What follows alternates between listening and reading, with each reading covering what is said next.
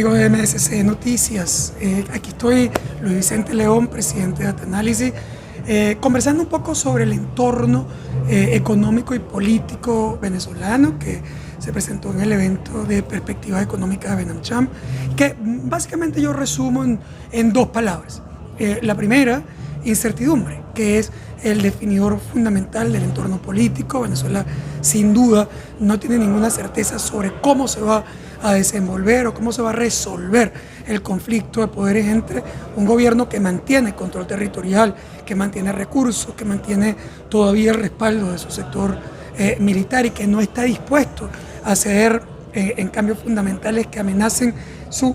permanencia en el poder, y una oposición que, siendo claramente mayoritaria, que representando más de 83% de los venezolanos que quieren cambio y que tiene un fortísimo respaldo internacional, sin embargo no logra convertir la energía potencial en energía cinética que haga que esa promesa que tiene ya más de un año haciendo la población de lograr un cambio político, un cambio de gobierno, un gobierno de transición y unas elecciones libres en Venezuela se pueda materializar. Si tuviéramos que apostar qué va a ocurrir dentro de ese mapa de incertidumbre que siempre da paso a que cualquier cosa pueda ocurrir, sin embargo, tendríamos que decir que la mayoría de los escenarios probables caminan a mantener ese conflicto de poderes, a que se le haga muy complicado a la oposición consolidar ese deseo de cambio, aun cuando el gobierno, también enredado por sus propias presiones y presiones internas, civiles y militares, pueda abrirse un poco a algunas negociaciones básicas que caminan más hacia las elecciones parlamentarias que hacia un cambio de gobierno o una elección de fondo presidencial. El plano económico, la palabra crítica es más bien flexibilidad. Es decir, el país es un país más pequeño, mucho más pequeño, que destruyó cerca del 60% de su Producto Interno Bruto, un país que tiene un modelo bastante primitivo en términos de desarrollo y que no va ni a crecer ni a desarrollarse a lo largo del año 2020. No estamos esperando crecimientos económicos tampoco a lo largo de este año. Sin embargo, la habituación se ha ocurrido. Es decir, hay sectores, segmentos, población que se acostumbró a esa nueva realidad, a ese nuevo tamaño, y el gobierno perdió su capacidad de controlar la economía, y al perder su capacidad de controlar la economía,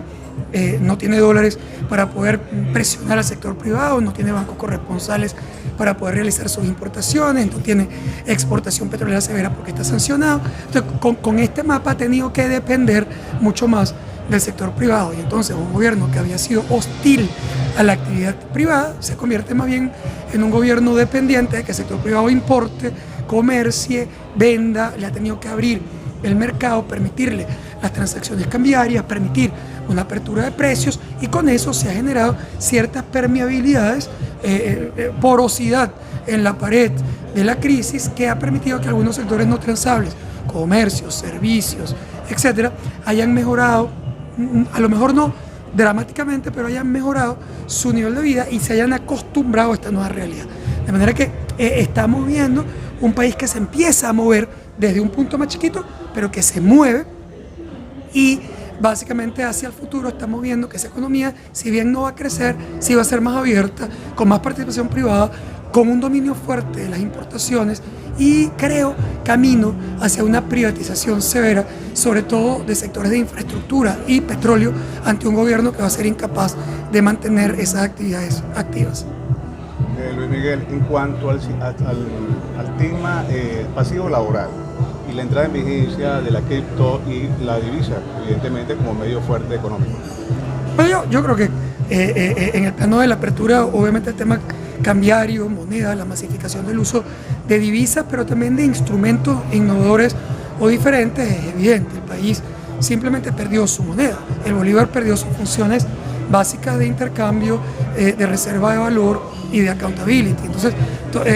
los agentes económicos han tenido que buscar alternativas donde las haya. El gobierno intenta, en efecto, validar el petro, que es una especie de moneda virtual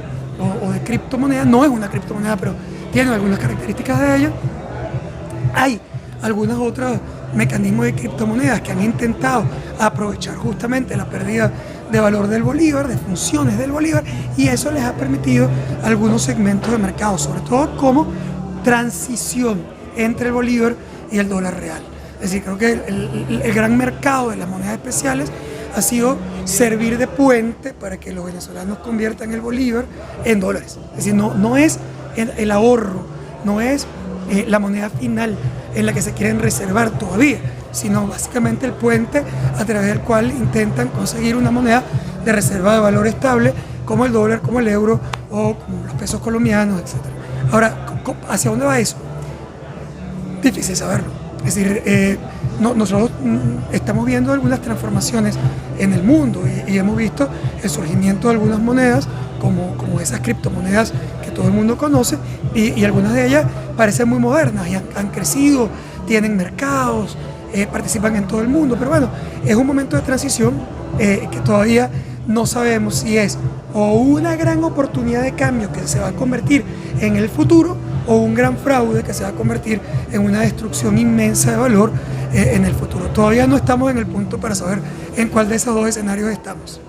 Con vista al 1 de mayo y una posible, evidentemente, por parte del gobierno, un aumento salarial, ¿cómo ve la empresa privada este aumento salarial en cuanto a los pasivos laborales? Bueno,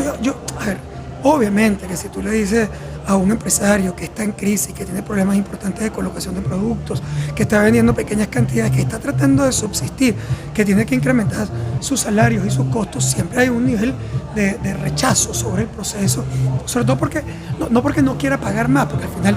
tiene que pagar más siempre para poder retener sus trabajadores, sino porque tiene que ser algo que proviene de la negociación directa entre sus trabajadores que conocen la situación de la empresa y las características naturales de esa empresa. Es decir, no es un tema de que sean malos, es un tema de que necesitas negociar y el Estado,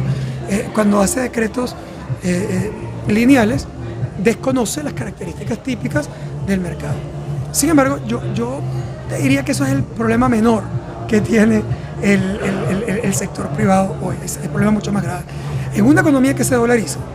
y donde los ingresos se están colocando en niveles internacionales, es obvio que también los costos se van a colocar en niveles internacionales y dentro de esos costos está sin duda los costos laborales. Yo creo que los costos laborales se tienen que dolarizar, que tienen que internacionalizarse, que tienen que reflejar las características básicas del mercado internacional. Y no solamente eso, yo creo que los impuestos también. O sea, creo que no hay ninguna forma de que nosotros podamos aspirar a que nuestros ingresos se regularicen en moneda extranjera, pero que no queramos pagar impuestos sino en unos bolívares devaluados y que eso no forme parte de nuestra estructura. No, si nosotros queremos caminar hacia un futuro estable, vamos a caminar hacia un futuro en el que todo está ahí otra vez, salarios, ingresos e impuestos, y creo que ahí vamos a caminar. Gracias, Luis Vicente. Gracias a ti.